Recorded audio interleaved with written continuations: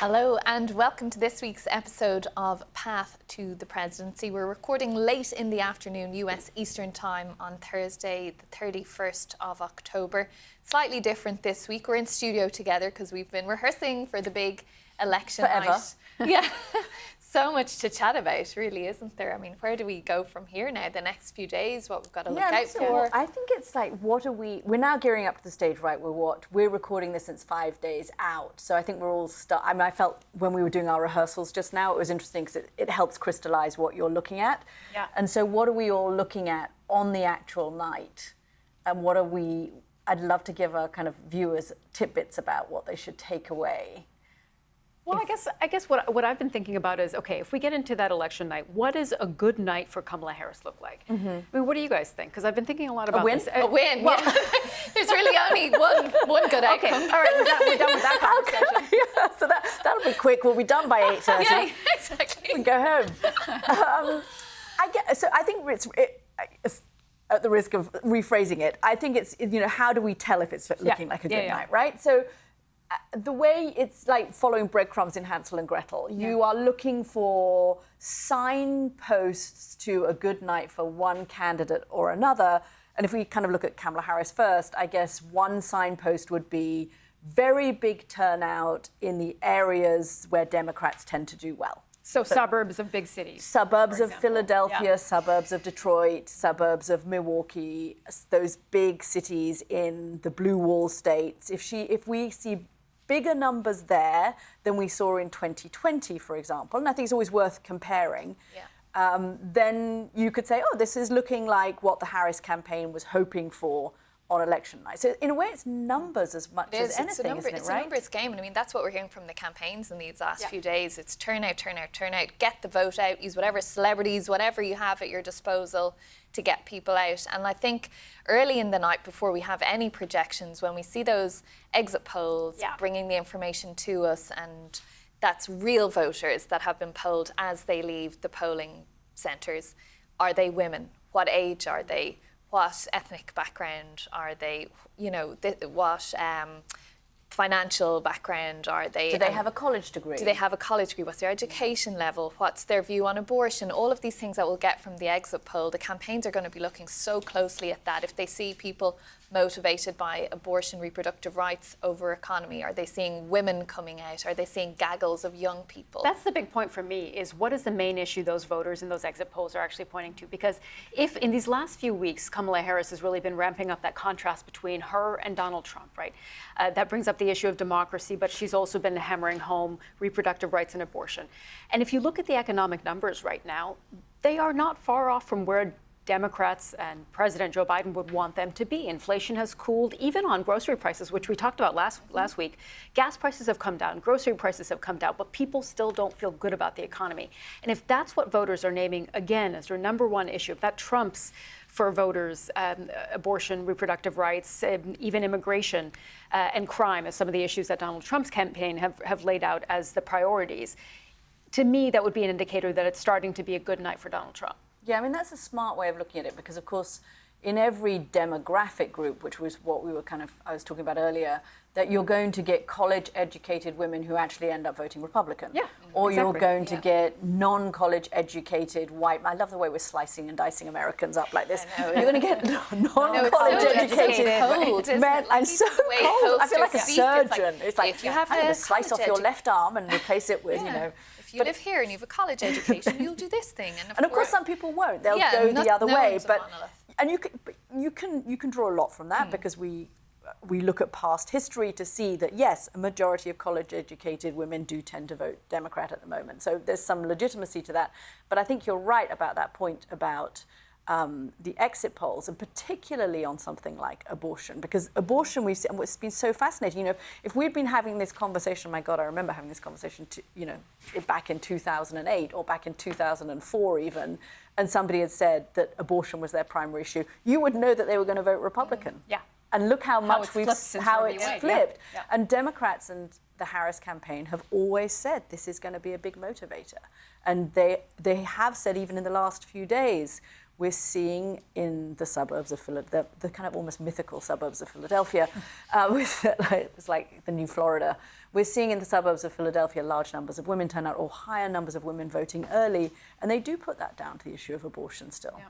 The thing with abortion as an issue as well is it can go in both directions. If someone's leaving the polling centre and says, oh, abortion was my number one reason, does that mean because they want to keep Donald Trump out and secure abortion rights and reproductive rights, or they want to get Donald Trump in and have a harder, more stern position on abortion? I think the assumption would be in this election that if you've put down abortion as your number one issue, it's more likely to be because you want to find some way to get those abortion rights back again. What are the other areas you guys are looking at? Because for me, I'm also really curious to see turnout in university towns, places like Madison, Wisconsin, because we've talked about the fact that there are a number of young voters who are so frustrated with Gaza policy, for example, or with affordability for that matter, don't feel like they can buy a home at any point in their near future, that they have said that they are not going to vote.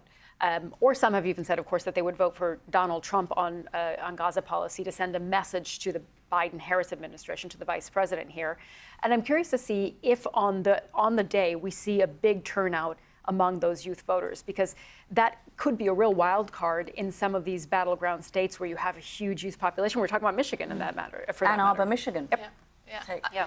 I think those young voters are one of the kind of unknown quantities in this election. They're very, very hard for pollsters to capture them because they're not generally in the places. I mean, they don't have landline phones. Are they going to spend 10 minutes if they get a call on their cell phone answering questions from a polling company? So they're quite hard to capture, and they're motivated by a whole pile of things. And we've seen a lot of them in those so-called blue walled states, Michigan, Wisconsin and Pennsylvania, saying they may vote for Jill Stein, the Green Party candidate.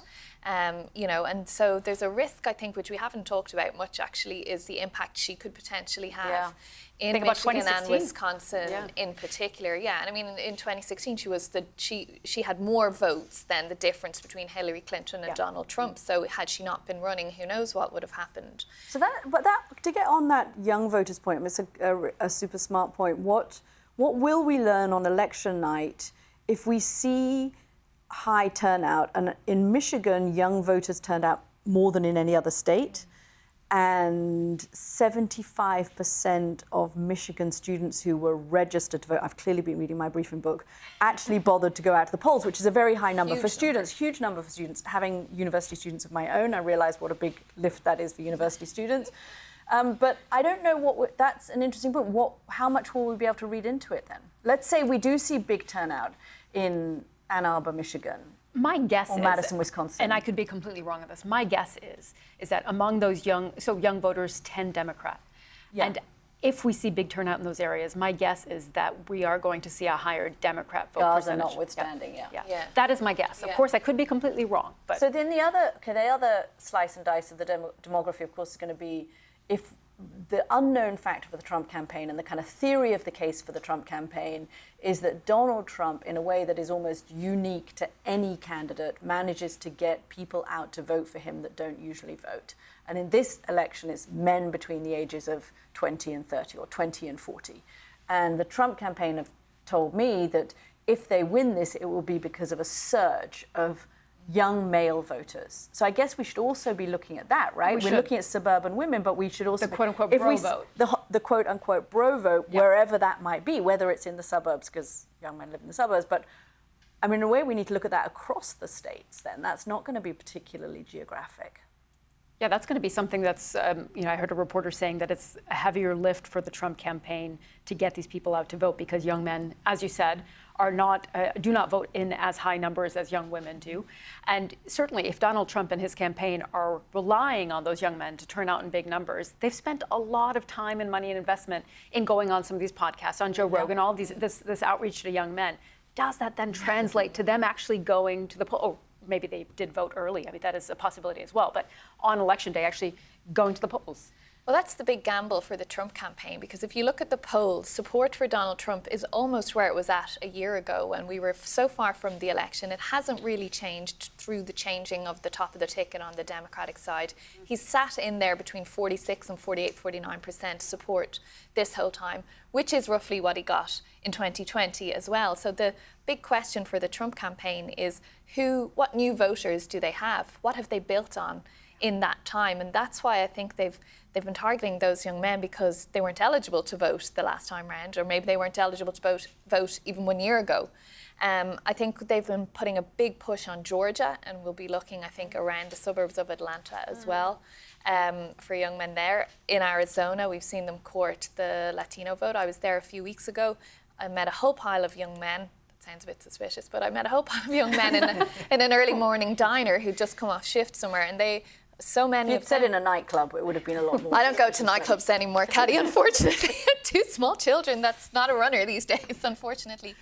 But they were all really impressed by Donald Trump, and many of them came from Democratic households. You know, that's kind of what they would have grown up with their parents and so on. It was their first time to vote for many of them, and they just really liked this kind of strongman image that he's put across. You know, some of the more controversial things that he says, they were able to just wash over that and kind of dismiss it as off-the-cuff remarks, and we all say things sometimes that come out the wrong way and whatever. So I think Arizona is going to be really one to watch as well. You know, we always talk about Maricopa County and all of that, but I think right across that state, and there's a big student population there as well, talking about the young people.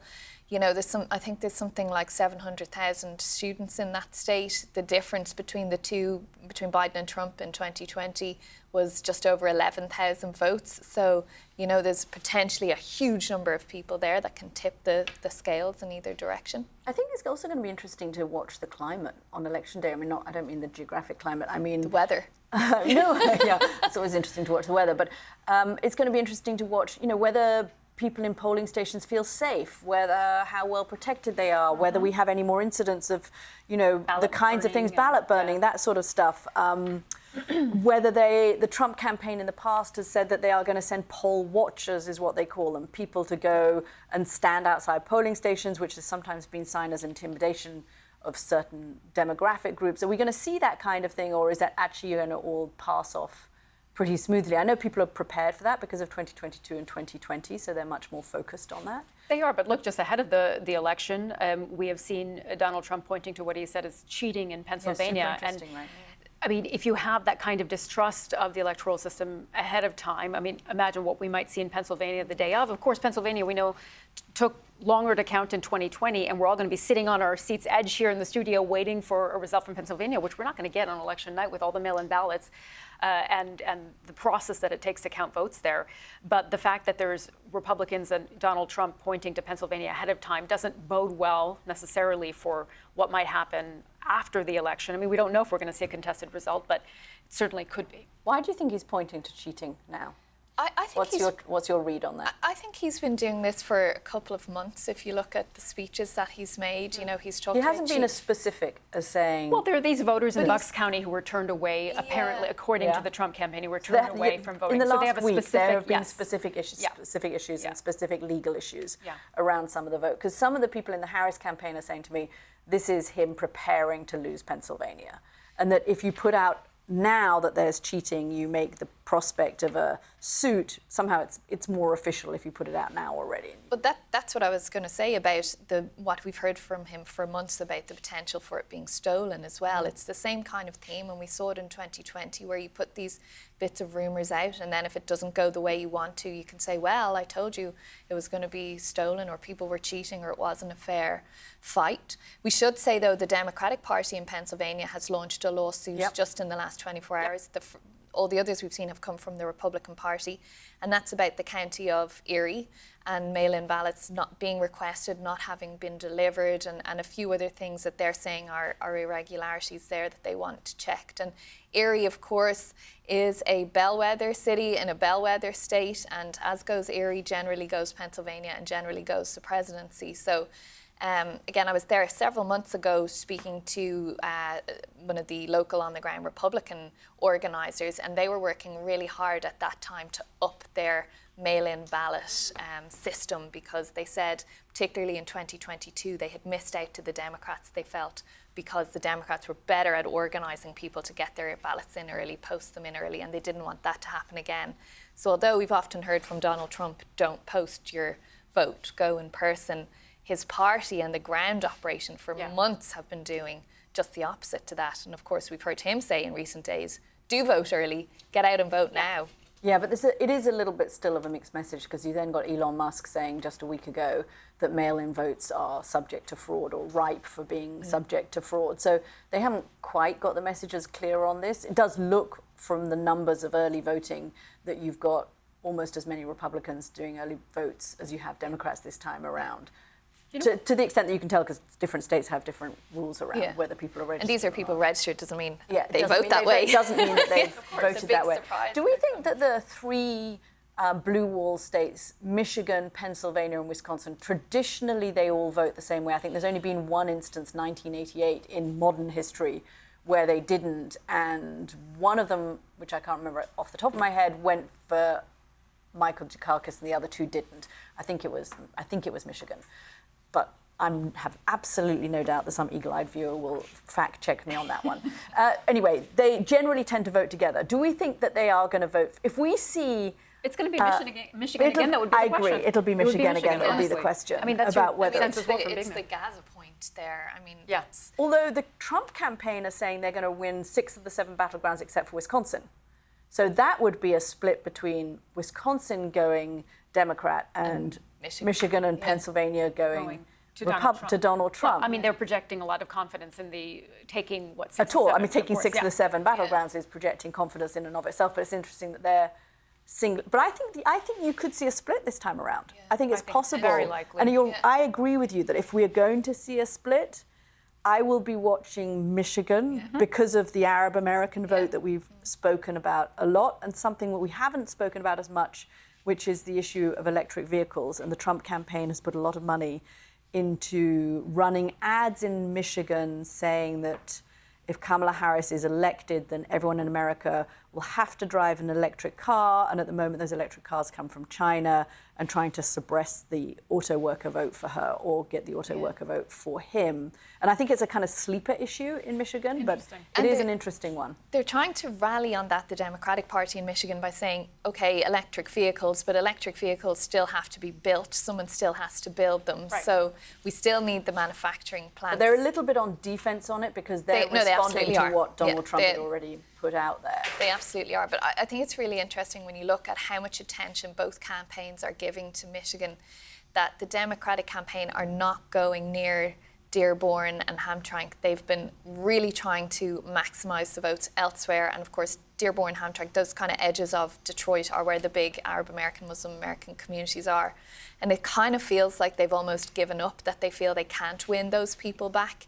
Well, that's what they're hearing, but that they're not even making an effort. Like, she hasn't gone there, but it feels like they're really trying to energise voters in the whole rest of the state to boost the turnout there. To compensate. To compensate, to overcompensate. Well, you know who's not so happy about that are some of the members of Congress there. Of course, Debbie Dingell is one of them, who represents not only a big Jewish community, but a big Arab American community. And she's talked about the struggle that she's faced. And we talked about Alyssa Slotkin and her Senate race there. And she's been very in tune with the Arab American community there, understanding that the criticism of the Biden-Harris administration on their Israel-Gaza policy is one that would make it very difficult for her to win that Senate race. And she's distanced herself a bit from that policy in questioning Israel's operation in Gaza and in Lebanon as well, because we know there's a big Lebanese American population in Michigan.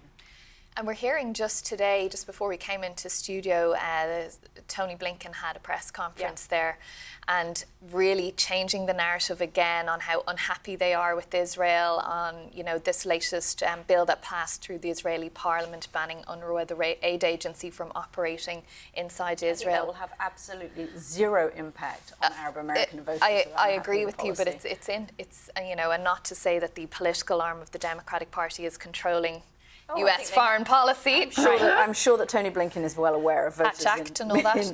But it's just interesting that the language has really sharpened up now with just a couple of days to go, and they're saying things that we haven't heard them say over the last whole year that this humanitarian crisis has been so dire. So the other kind of sleeper thing that I'll be watching on election night is New York, which is an odd thing to be watching on election night. But I think because of the House races that helped with the House races in California, hand the House to the Republicans in 2022, and you're always looking kind of for tells, right, early on in the night. And because it's New York, and so polls close earlier, and it's on the East Coast, you start to get feedback earlier, and these are smaller races, so we may get results pretty quickly from those races.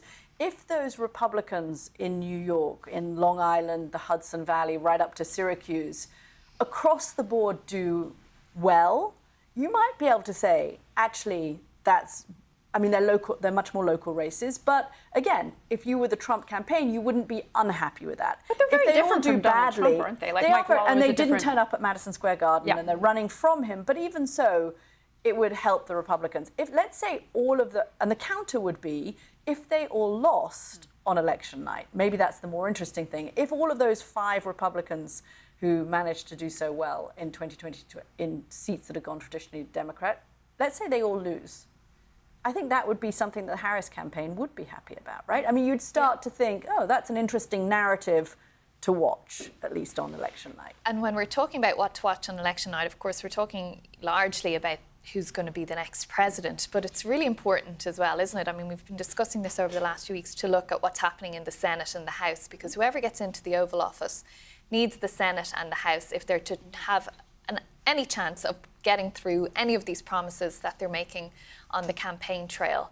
And I think, you're talking about what's a good night for Kamala Harris apart from a win. Obviously, either of them, or what's a good night for Donald Trump, a win for him too. But either of them are going to want to see, do I have my guys and gals behind me? Can I actually do any of this? Can I get any of this through? Yeah, I mean, there's an understanding of that in the Democrat Party after 2022. I mean, they had, quote unquote, slept on those races in New York and California. And that's why you've seen huge amounts of money invested in these races now. I mean, they are very clear about the fact that they need to have a successful night in a Democrat state of New York and a Democrat state of California. So you think it wouldn't tell us much about the national race? My sense, and I come from Rochester, New York, and upstate New York is my home, original home.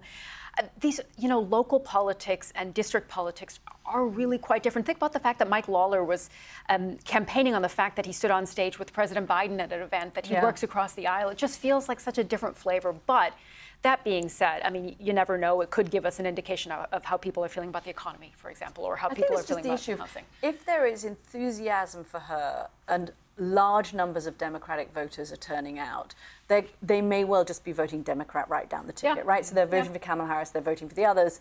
And the same would go, if they're voting Democrat in those House races, they're probably voting for Kamala Harris too in big numbers. That may just give us an sense of enthusiasm. And one of the things that Democrats have been worried about, Democratic strategists that I've spoken to have been worried about all through the race, up to including just today I was on the phone with one just before we came into the studio, is that there is a sort of lack of enthusiasm for her. There is enthusiasm around the issues. There's an enthusiasm around the issue of abortion. There's an enthusiasm for stopping Donald Trump. They really want him not to win. But that doesn't quite translate into a massive amount of active enthusiasm for her. And it is something that Democrats are a little worried about. The campaign won't say it out loud, but strategists around the campaign do talk about it. And are those enthusiastic people who are going to vote Democratic anyway? Like, how many extra people are they bringing on board? And that's to our point at the start of this, is about turnout. It's about getting the numbers out. It's about, we'll be sitting here on election night going, oh, only 15% of the votes are in, because there are so many votes to count. And as we know, the rules are different in each state as to who can start counting that huge pot of postal votes ahead of time. And when we're going to see these little things trickle in that give us these little tells. Another thing that I'll be watching is just turnout. Donald Trump drove up turnout in 2016. He drove up turnout in 2018 in the midterms. He drove up turnout in 2020. He drove up turnout in 2022. Does Donald Trump, love him or hate him, on either side, still drive up turnout? Brings people out. Yep, definitely. Well, there'll be plenty to watch, and I hope everyone tunes in. We're going to be literally chained to these seats, not literally, but it'll feel a bit like that. We'll be there all night in the studio, bringing people all the action. So something to look forward to. Yeah. See you guys. We will get through it. Yeah, we will.